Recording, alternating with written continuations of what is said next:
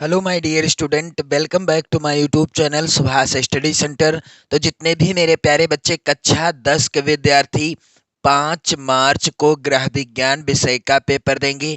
जी हाँ मेरे प्यारे बच्चों, 5 मार्च को गृह विज्ञान विषय का पेपर है और मैं चाहता हूं कि आपके गृह विज्ञान विषय के पेपर में जो 20 बहुविकल्पी प्रश्न आते हैं उनमें से कोई भी प्रश्न गलत ना हो, इसलिए मैं आप सभी के लिए इस वीडियो में लेकर के आ चुका हूं 80 MCQ अर्थात बहुविकल्पी प्रश्न। यदि आप इनको तैयार कर लेते हैं तो आप 5 मार्च गृह विज्ञान विषय के पेपर में 100% की गारंटी मेरी है कि अच्छा स्कोर कर लोगे। तो मेरे प्यारे बच्चों, जितने भी मेरे प्यारे बच्चों ने गृह विज्ञान विषय को चुना है, आप सभी के लिए आज का वीडियो काफ़ी ज़्यादा इम्पोर्टेंट है। वीडियो के लास्ट तक बने रहिएगा क्योंकि इन 80 महत्वपूर्ण प्रश्नों को आप लोग जरूर रट लेना। मैं वादा करता हूं कि यहाँ से आपकी बोर्ड परीक्षा में प्रश्न जरूर आएंगे। तो चलिए मेरे प्यारे बच्चों, यदि आपने चैनल को सब्सक्राइब नहीं किया है अभी तक तो चैनल को भी सब्सक्राइब कर लीजिएगा और वीडियो को लाइक, शेयर और अपने प्यार भरे कमेंट भी करते रहिएगा। मेरे प्यारे बच्चों, यहाँ पर पहला प्रश्न है, किसी परिवार का निश्चित अवधि में होने वाला, किसी परिवार का निश्चित अवधि में होने वाला, यहाँ पर अवधि होगा, आप लोग ध्यान देंगे, आय व्यय का लेखा जोखा क्या कहलाता है। तो इसका उत्तर क्या होगा मेरे प्यारे बच्चों, किसी परिवार का निश्चित अवधि में होने वाला आय व्यय का लेखा जोखा क्या कहलाता है। इसका उत्तर हो जाएगा मेरे प्यारे बच्चों, बजट कहलाता है। प्रश्न अगला है, जिस बजट में कुल आय से कुल व्यय में अधिक हो, यानी जिस बजट में कुल आय से कुल व्यय अधिक हो, यहाँ पर कुल व्यय अधिक होगा, उसे कहा जाता है, उसे क्या कहा जाता है। मान लीजिए मेरे प्यारे बच्चों, आमदनी है 5,000 रुपये और व्यय यानी खर्च है 6,000 रुपये खर्च कर रहे हैं और कमा कितना रहे हैं, 5,000 रुपये कमाया जा रहा है परिवार के द्वारा। तो इसको क्या कहा जाएगा, इसे कहा जाएगा घाटे का बजट। किसे कहा जाएगा, घाटे का बजट। यानी जिस बजट में कुल आय से कुल व्यय अधिक हो उसे कहा जाता है घाटे का बजट। मेरे प्यारे बच्चों, प्रश्न आप ये सभी प्रश्न रट लेना। मैं वादा करता हूं कि यहाँ से प्रश्न जरूर आएगा आपकी बोर्ड परीक्षा में जब आप पेपर देने जाओगे 5 मार्च 2024 को गृह विज्ञान विषय के पेपर में। मेरे प्यारे बच्चों, प्रश्न संख्या 3 है, वेरी वेरी इंपॉर्टेंट है। बजट की मूलभूत आवश्यकता क्या है। यहाँ पर आप लोग ध्यान दीजिएगा, बजट की मूलभूत आवश्यकता क्या है। क्या यहाँ पर आप लोग ध्यान देंगे, आवास है, भोजन है या वस्त्र है या ये सभी। तो बजट की मूलभूत आवश्यकता है ये सभी। अगला प्रश्न है मेरे प्यारे बच्चों, बजट में आय व्यय का विवरण कितनी अवधि का होता है। बजट में आय व्यय का विवरण कितनी अवधि का होता है। इसका उत्तर क्या हो जाएगा मेरे प्यारे बच्चों, एक निश्चित अवधि का विवरण होता है। बजट जब बनाया जाता है तो उसमें आय व्यय का विवरण जो दिया जाता है एक निश्चित अवधि का होता है। अगला प्रश्न है मेरे प्यारे बच्चों, कौन सा बजट का मुख्य मद नहीं है। तो दिए गए विकल्पों में से फैशन जो है यह बजट का मुख्य मद नहीं है, बाकी शिक्षा, भोजन और आवास ये सभी बजट के मुख्य मद हैं। प्रश्न संख्या 6 है मेरे प्यारे बच्चों, बजट सफल होता है। बजट कब सफल होता है, जब आय व्यय का सही संतुलन होता है तब बजट जो है वह सफल होता है। यहाँ पर उत्तर क्या होगा, आय व्यय के सही संतुलन से हमारे द्वारा बनाया गया बजट सफल हो जाता है। प्रश्न संख्या 7 है मेरे प्यारे बच्चों, पारिवारिक बजट बनाने का उद्देश्य क्या है। तो पारिवारिक बजट बनाने का उद्देश्य है आय का ज्ञान हो जाएगा, व्यय पर भी नियंत्रण रहेगा और बचत करना भी हम लोग सीखेंगे। यानी हमें आय का ज्ञान रहेगा और हम अनावश्यक खर्चों से भी क्या करेंगे, दूर रह सकेंगे। यानी जो व्यर्थ के खर्चे होते हैं उनसे बच सकेंगे और बचत करना भी सीख पाएंगे। इसलिए यहाँ पर उत्तर क्या होगा, पारिवारिक बजट बनाने का उद्देश्य है ये सभी। प्रश्न संख्या 8 है, मासिक बजट बनाना आवश्यक है, क्यों? ताकि हम आय व्यय में संतुलन बनाए रख सकें, इसलिए मासिक बजट बनाना आवश्यक होता है। यहाँ पर तीसरा विकल्प सही हो जाएगा। प्रश्न संख्या 9 है मेरे प्यारे बच्चों, पारिवारिक बजट का सिद्धांत किसने प्रस्तुत किया? तो पारिवारिक बजट का सिद्धांत किसने प्रस्तुत किया? इसका उत्तर हो जाएगा एंजिल ने। किसने? एंजिल्स ने पारिवारिक बजट का सिद्धांत प्रस्तुत किया था। प्रश्न संख्या 10 है मेरे प्यारे बच्चों, आदर्श बजट माना जाता है, दिए गए विकल्पों में से किसे आदर्श बजट माना जाता है? तो बचत का बजट क्या कहा जाता है? इसको आदर्श बजट माना जाता है। प्रश्न संख्या 11 है मेरे प्यारे बच्चों, पारिवारिक बजट का मुख्य मद क्या है? तो पारिवारिक बजट का मुख्य मद क्या है? दिए गए विकल्पों में से आप लोग बताइएगा कौन सा है जो पारिवारिक बजट का मुख्य मद है? इसका उत्तर हो जाएगा भोजन, ना कि दुकान, ना ही फर्नीचर और ना ही मनोरंजन। पारिवारिक बजट का मुख्य मद है भोजन। प्रश्न संख्या 12 है मेरे प्यारे बच्चों, पारिवारिक आय का या आय के स्रोत हो सकते हैं, क्या हो सकते हैं? क्या वेतन, मजदूरी, पेंशन या ये सभी? तो पारिवारिक आय के स्रोत क्या क्या हो सकते हैं? वेतन भी हो सकता है और मजदूरी भी, पेंशन भी हो सकती है। यानी यहाँ पर उत्तर क्या हो जाएगा, ये सभी इज द राइट आंसर। चौथा विकल्प सही हो जाएगा। मेरे प्यारे बच्चों प्रश्न संख्या 13 है यहाँ पर, बचत विनियोग का साधन है या साधन है? क्या डाकघर, बैंक, जीवन बीमा या ये सभी? तो बचत को हम सुरक्षित रखना चाहते हैं और उसे ब्याज के रूप में प्राप्त करना चाहते हैं, धन को ब्याज के रूप में प्राप्त करना चाहते हैं, तो इसका सबसे अच्छा साधन क्या है? ये सभी हैं, डाकघर, बैंक और जीवन बीमा। अगला प्रश्न है मेरे प्यारे बच्चों, यह अप्रत्यक्ष आय है, क्या? वेतन, जमा धनराशि का ब्याज, कृषि से प्राप्त आय या निःशुल्क आवास? तो दिए गए विकल्पों में से अप्रत्यक्ष आय क्या है? कृषि से प्राप्त आय। मेरे प्यारे बच्चों प्रश्न संख्या 15 है, वेरी वेरी इंपॉर्टेंट। आपसे मैंने बताया है कि आप लोग वीडियो के लास्ट तक बने रहिएगा और इन सभी प्रश्नों को आप लोग रट लेना, क्योंकि ये 80 महत्वपूर्ण प्रश्न आपकी बोर्ड परीक्षा के लिए सबसे ज़्यादा इम्पोर्टेंट हैं। मेरे प्यारे बच्चों, पारिवारिक आवश्यकताओं की पूर्ति के लिए उपयोग किए जाने वाले धन को क्या कहते हैं? पारिवारिक बजट या पारिवारिक आय या पारिवारिक व्यय या पारिवारिक बचत? तो मेरे प्यारे बच्चों, पारिवारिक आवश्यकताओं की पूर्ति के लिए उपयोग किए जाने वाले धन को क्या कहा जाता है? पारिवारिक व्यय कहा जाता है। प्रश्न 16 है, निम्नलिखित में से कौन सा सबसे सुरक्षित चेक माना जाता है? तो इसका उत्तर हो जाएगा क्रॉस चेक, जिसे रेखांकित चेक भी कहते हैं। क्या? रेखांकित चेक भी कहते हैं। यह सबसे सुरक्षित चेक माना जाता है।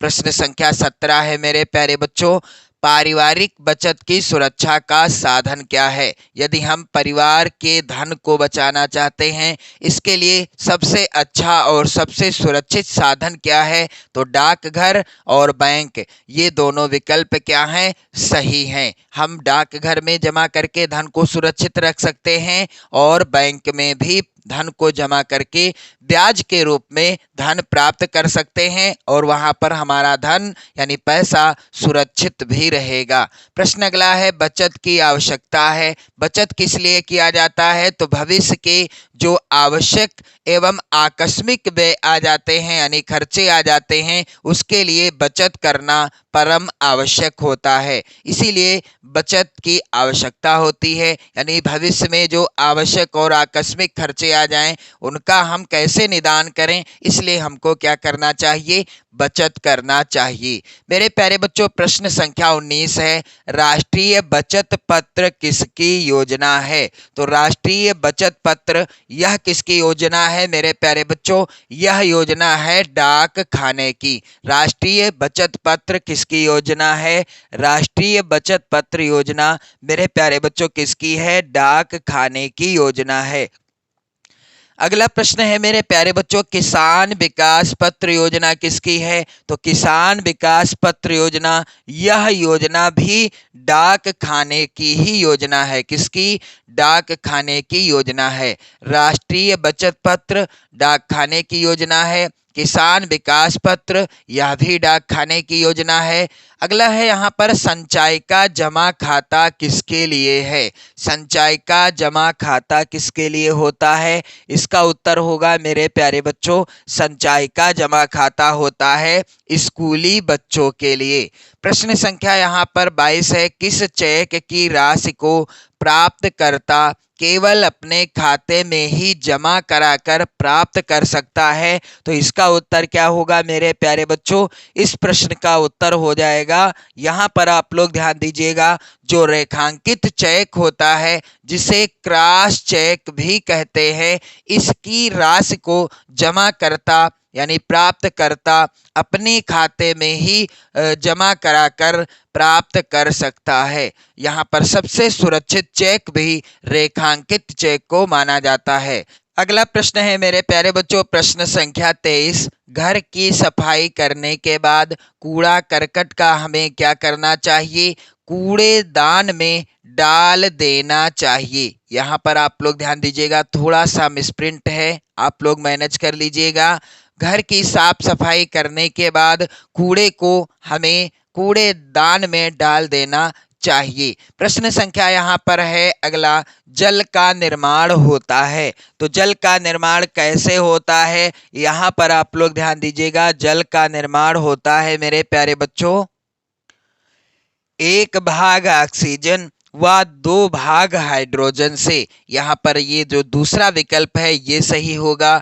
जल का निर्माण 1 भाग ऑक्सीजन और 2 भाग हाइड्रोजन से होता है। आप लोग थोड़ा मैनेज कर लेंगे, मिसप्रिंट हो गया है जिसके लिए मैं आप सभी से क्षमा प्रार्थी हूँ। यहाँ पर अगला प्रश्न है, वर्षा का जल होता है। तो वर्षा का जल कैसा जल होता है? वर्षा का जल होता है एकदम शुद्ध। वर्षा का जल बिल्कुल शुद्ध रूप में पाया जाता है। प्रश्न अगला है, आदर्श कुएं की विशेषताएं क्या हैं? यहाँ पर आप लोग ध्यान देंगे, प्रश्न है आदर्श कुएं की विशेषताएं क्या हैं? तो आदर्श कुएं की विशेषताएं क्या है मेरे प्यारे बच्चों? वह पक्का व गहरा होता है, नाली के निकट होता है, कच्चा व उथला होता है। यहाँ पर उत्तर क्या होगा? ये सभी। प्रश्न संख्या 27 है, शुद्ध जल में अभाव होता है किसका? शुद्ध जल में किसका अभाव होता है? इस प्रश्न का उत्तर क्या होगा मेरे प्यारे बच्चों? शुद्ध जल में रंग का, गंध का और स्वाद का अभाव होता है। यहाँ पर उत्तर होगा ये सभी। अब यहाँ पर आप लोग देखेंगे प्रश्न संख्या 28, शुद्ध जल होता है। शुद्ध जल कैसा होता है? यहाँ पर उत्तर क्या हो जाएगा मेरे प्यारे बच्चों? इस प्रश्न का उत्तर हो जाएगा, आप लोग ध्यान दीजिएगा, शुद्ध जल होता है पारदर्शी। अगला प्रश्न वेरी इंपॉर्टेंट है, H2O का क्या तात्पर्य है? तो H2O का तात्पर्य पानी से है, यानी यह पानी का यानी जल का रासायनिक सूत्र है। अगला प्रश्न भी यहाँ पर है, जल का रासायनिक सूत्र क्या है? दिए गए विकल्पों में से सही उत्तर क्या है? H2O जल का रासायनिक सूत्र है। मेरे प्यारे बच्चों, प्रश्न संख्या अगला यानी 31 नंबर का प्रश्न है, जल द्वारा फैलने वाले रोग कौन से हैं या कौन सा है? यहाँ पर उत्तर क्या होगा? जल के द्वारा कौन सा रोग फैलता है? तो यहाँ पर आप लोग ध्यान दीजिएगा, इस प्रश्न का उत्तर हो जाएगा हैजा रोग। दूषित जल के द्वारा कौन सा रोग फैलता है? हैजा रोग फैल जाता है। अगला प्रश्न है मेरे प्यारे बच्चों, जल द्वारा फैलने वाले रोग कौन से हैं? तो यहाँ पर आप लोग ध्यान दीजिएगा, पेचिस और हैजा ये दोनों रोग जल के द्वारा फैलते हैं। मलेरिया रोग मच्छर के द्वारा फैलता है। प्रश्न अगला है, अशुद्ध जल से होने वाला रोग कौन सा है? तो यहाँ पर आप लोग ध्यान दीजिएगा, हैजा रोग अशुद्ध जल के द्वारा फैल जाता है। अगला प्रश्न है, हैजा किस जीवाणु के द्वारा फैलता है? तो हैजा विब्रियो कालेरा नामक जीवाणु के द्वारा फैलता है। प्रश्न अगला है, हैजा रोग का लक्षण क्या है या लक्षण क्या है? तो मेरे प्यारे बच्चों आप लोग ध्यान दीजिएगा, हैजा रोग के लक्षण क्या हैं? यहाँ पर इस प्रश्न का उत्तर हो जाएगा वमन करना, पेट में मरोड़ होना, रक्त दाब का कम होना, यानी ये सभी हैजा रोग के लक्षण ये सभी हैं। अगला प्रश्न है, पर्यावरण प्रदूषण में वृद्धि करने वाले कारक कौन कौन से हैं? यानी पर्यावरण प्रदूषण में वृद्धि हो रही है, इसके प्रमुख कारक कौन कौन से हैं? इसका उत्तर होगा मेरे प्यारे बच्चों यहाँ पर उपर्युक्त सभी, यानी ये सभी, यानी नगरीकरण, वाहनों का धुआं और औद्योगिकीकरण, ये सभी कारण हैं पर्यावरण को प्रदूषित करने में। अगला प्रश्न है, पर्यावरण प्रदूषण होने का कारण क्या है? यानी पर्यावरण प्रदूषित होने का कारण क्या है? सामाजिक रीति रिवाज, जनसंख्या वृद्धि, आधुनिकीकरण, और मेरे प्यारे बच्चों यहाँ पर एक और विकल्प था जो था ये सभी। तो ये सभी हैं मेरे प्यारे बच्चों, थोड़ा सा मिसप्रिंट हुआ है लेकिन मैं आपको आंसर क्लियर बता रहा हूँ, ये आप मानकर चलिएगा। अगला प्रश्न है, कोयला या कार्बनिक वस्तुओं के जलने से कौन सी गैस बनती है? तो मेरे प्यारे बच्चों यहाँ पर आप लोग ध्यान दीजिएगा, इस प्रश्न का उत्तर क्या होगा?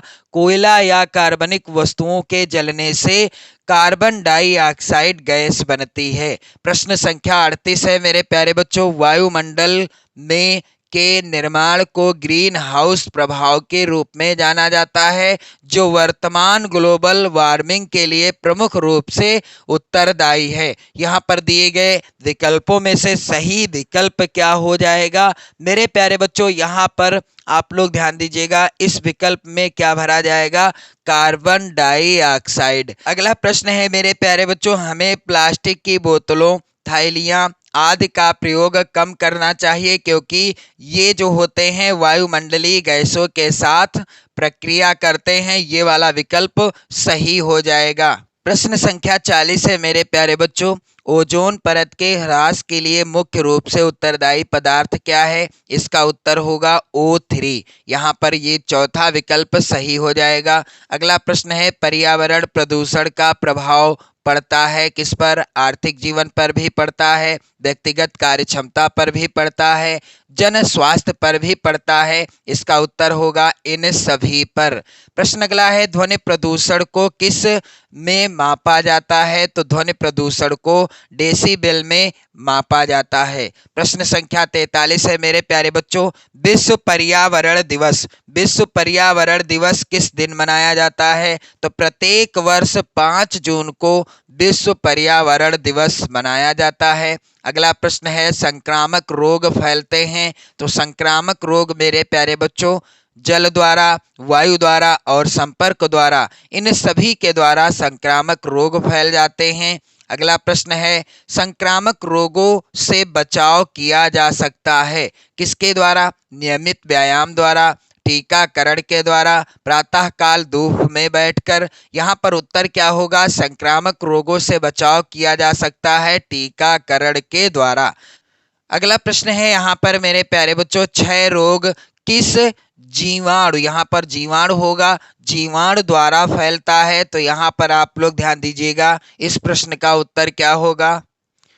तो क्षय रोग मेरे प्यारे बच्चों बेसिलस, यहाँ पर बेसिलस नामक जीवाणु के द्वारा फैलता है। अगला प्रश्न है, एटीएस अथवा टेटवैक का इंजेक्शन किस रोग के बचाव के लिए लगाया जाता है? इस प्रश्न का उत्तर हो जाएगा टिटनेस रोग के बचाव के लिए एटीएस अथवा टेटवैक का इंजेक्शन लगाया जाता है।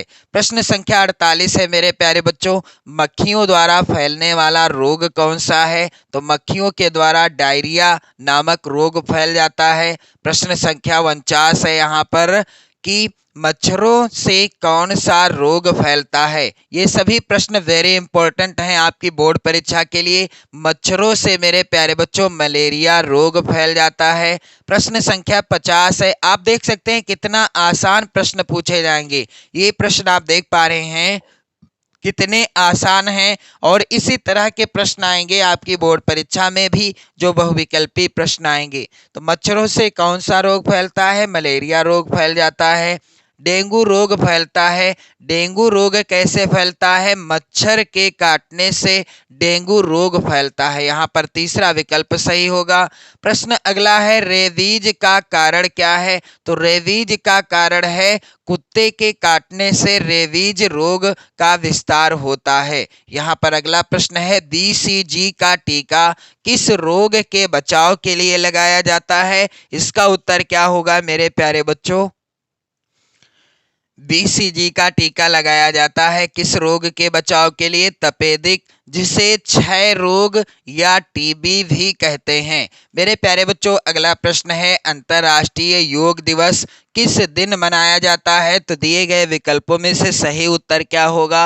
अंतर्राष्ट्रीय योग दिवस प्रत्येक वर्ष 21 जून को मनाया जाता है। प्रश्न संख्या 54 है मेरे प्यारे बच्चों, इस रोग में रोगी बार बार मल त्याग करता है। तो यहाँ पर दिए गए विकल्पों में से कोई भी विकल्प सही नहीं है, क्योंकि एक विकल्प मिसप्रिंट हो चुका है, जो कि है अतिसार। अतिसार रोग में रोगी जो है, अतिसार से पीड़ित रोगी बार बार मल त्याग करता है। प्रश्न अगला है, वायु द्वारा फैलने वाला रोग कौन सा है? तो वायु के द्वारा फैलने वाला रोग कौन सा है? इनमें से सही उत्तर क्या हो जाएगा? यहाँ पर चेचक इज द राइट आंसर।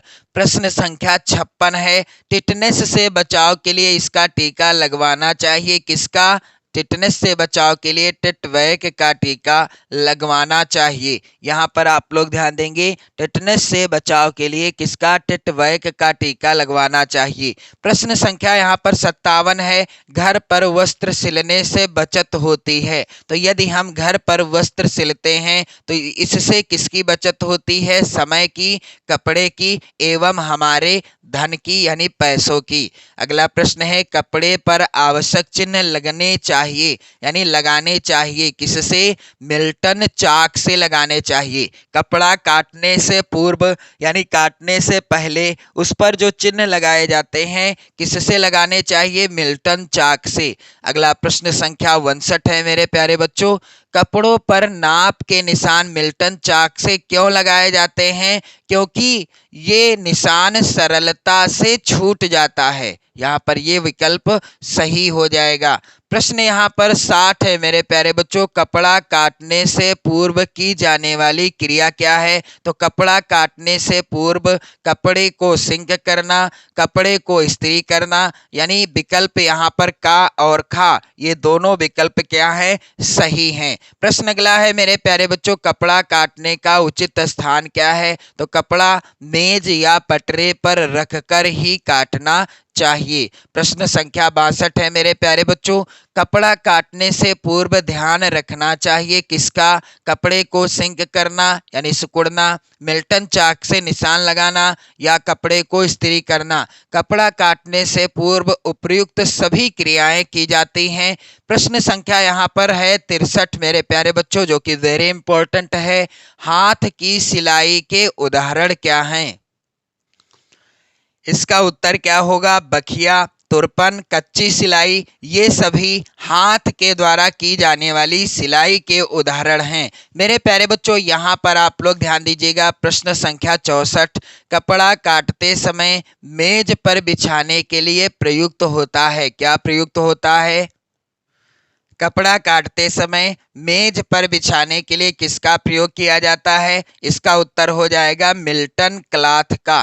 प्रश्न 65 है मेरे प्यारे बच्चों, सिलाई में प्रयुक्त उपकरण गुनिया का आकार कैसा होता है? सिलाई में जो उपकरण प्रयोग किया जाता है जिसे गुनिया कहते हैं, और इस गुनिया का आकार कैसा होता है? मेरे प्यारे बच्चों इस प्रश्न का उत्तर क्या हो जाएगा? एल आकार का। गुनिया का आकार कैसा होता है? एल आकार का होता होता है? मिल्टन क्लॉथ होता है। मिल्टन क्लॉथ कैसा होता है? तो यहाँ पर इस प्रश्न का उत्तर क्या होगा? मिल्टन क्लॉथ सूती कपड़ा है। मिल्टन क्लॉथ क्या है? एक सूती कपड़ा होता है। अगला प्रश्न है, वस्त्रों की धुलाई के लिए कौन सा जल उत्तम होता है? वस्त्रों की धुलाई के लिए कौन सा जल सबसे अच्छा या सबसे उत्तम माना जाता है? तो इसका उत्तर क्या होगा? वस्त्रों की धुलाई के लिए सबसे उत्तम जल होता है मृदु जल। प्रश्न अगला है, ऊनी एवं रेशमी वस्त्रों को धोने के लिए किसका प्रयोग किया जाता है? तो ऊनी और रेशमी वस्त्रों को धोने के लिए रीठे के घोल का प्रयोग किया जाता है। प्रश्न संख्या यहाँ पर 69 है मेरे प्यारे बच्चों, और 80 है प्रश्न कुल। इन प्रश्नों को आप लोग जरूर तैयार कर लो। मैं वादा करता हूँ कि यहाँ से आपकी बोर्ड परीक्षा में प्रश्न जरूर आएंगे। भोजन पकाने की कौन सी विधि पौष्टिक तत्वों को सुरक्षित रखती है? यहाँ पर इस प्रश्न का उत्तर क्या होगा? यदि हम भोजन किसके द्वारा, भाप के द्वारा पकाते हैं तो क्या होता है? भोजन के पौष्टिक तत्व जो हैं सुरक्षित रहते हैं। अगला प्रश्न है, सब्जियों को कब धोना चाहिए? आप सभी को पता है, क्या हमें सब्जियों को छीलने के बाद धोना चाहिए, या काटने के बाद, या छीलने से पहले, या कभी नहीं? तो सब्जियों को हमें कब धोना चाहिए? छीलने से पहले ही धो लेना चाहिए। कब? छीलने से पहले। अगला प्रश्न है, भोजन पकाने में किसका प्रयोग हानिकारक होता है? तो भोजन पकाने में आप सभी जानते हैं सोडा का प्रयोग करना हानिकारक होता है। प्रश्न अगला है मेरे प्यारे बच्चों, रोगी का भोजन कैसा होना चाहिए? रोगी का भोजन होना चाहिए ना तो वह चटपटा हो, ना वह गरिष्ठ हो, ना ही बिना पका हो। क्या अधकच्चा भोजन खिला देंगे रोगी को? जी नहीं, रोगी का भोजन होना चाहिए सुपाच्य। अगला प्रश्न है, विटामिन सी का उत्तम स्रोत क्या है? तो विटामिन सी का उत्तम स्रोत है आंवला अथवा खट्टे फल। आंवला और खट्टे फलों में विटामिन सी अधिक मात्रा में पाया जाता है। लौह तत्व की कमी से कौन सा रोग हो जाता है? इस प्रश्न का उत्तर होगा मेरे प्यारे बच्चों, एनीमिया रोग लौह तत्व की कमी से हो जाता है। प्रश्न अगला है मेरे प्यारे बच्चों, भोजन में ऊर्जा का प्रमुख साधन क्या है? तो भोजन में ऊर्जा का प्रमुख साधन क्या है? इस प्रश्न का उत्तर क्या होगा? भोजन में ऊर्जा का प्रमुख साधन है, यहाँ पर उत्तर क्या हो जाएगा? कार्बोहाइड्रेट। प्रश्न अगला है, मनुष्य के शरीर में कितनी पसलियां होती हैं? तो यहाँ पर आप लोग ध्यान देंगे, इसका उत्तर क्या हो जाएगा? मनुष्य के शरीर में 24 पसलियां होती हैं। प्रश्न संख्या अगला है, यानी 77 नंबर का प्रश्न है मेरे प्यारे बच्चों, और आप सभी लोगों से रिक्वेस्ट मैंने किया है कि आप इन सभी प्रश्नों को रट लेना। मैं वादा करता हूं कि यहाँ से आपकी बोर्ड परीक्षा में प्रश्न जरूर आएगा। अगला प्रश्न है कि अस्थि भंग के लक्षण क्या हैं? अस्थि भंग का अर्थ होता है हड्डी का टूटना। हड्डी का टूटना ही अस्थि भंग कहलाता है। तो मेरे प्यारे बच्चों, यदि कोई हड्डी टूट जाती है, मान लीजिए हाथ टूट गया या पैर टूट गया, तो उसका लक्षण क्या है? सबसे पहला लक्षण है दर्द होगा। जो हड्डी टूटेगी वहां दर्द होगा, सूजन आ जाएगी और वह अंग निष्क्रिय हो जाएगा। मान लीजिए हाथ टूट गया तो हाथ कार्य करने योग्य नहीं रहता। यहाँ पर उत्तर होगा ये सभी। प्रश्न अगला है, कौन सा अंग श्वसन तंत्र का भाग नहीं है? तो फेफड़े हैं, नाक है और श्वास नली है। यहाँ पर श्वास नली होगा मेरे प्यारे बच्चों। यकृत और हाथ श्वसन तंत्र का भाग नहीं होता। इसके बाद अगला प्रश्न है मेरे प्यारे बच्चों, श्वसन क्रिया में रक्त का शुद्धिकरण कौन सी गैस के द्वारा होता है? तो इसका उत्तर क्या होगा? ऑक्सीजन गैस के द्वारा होता है। किस गैस के द्वारा? ऑक्सीजन गैस के द्वारा होता है श्वसन क्रिया में रक्त का शुद्धिकरण। अगला प्रश्न है, थर्मामीटर के द्वारा क्या ज्ञात करते हैं? तो थर्मामीटर के द्वारा शरीर का तापमान ज्ञात करते हैं। तो मेरे प्यारे बच्चों, ये 80 प्रश्न मात्र आप सभी लोग तैयार कर लीजिएगा। मैं 100% की गारंटी लेता हूँ कि यहाँ से प्रश्न जरूर आएंगे आपकी बोर्ड परीक्षा में। तो मेरे प्यारे बच्चों, आप सभी लोग वीडियो को शेयर कर दें, लाइक कर दें। पढ़ते रहें, मस्त रहें, स्वस्थ रहें। जय हिंद।